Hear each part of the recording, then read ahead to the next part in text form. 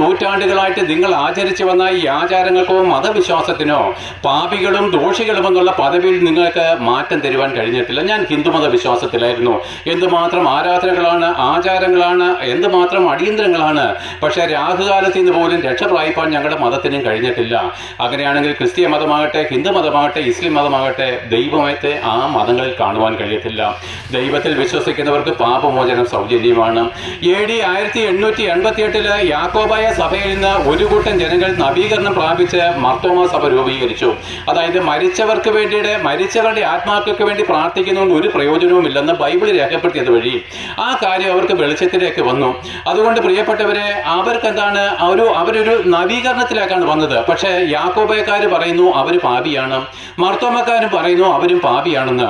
അപ്പോൾ ഒരു നവീകരണത്തിലേക്ക് വന്നത് വഴി രണ്ടുപേരും പാപത്തിൽ നിന്നൊരു മാറ്റം വന്നിട്ടില്ല. നവീകരണമല്ല, നമുക്ക് ആവശ്യം മാനസാന്തരമാണ്.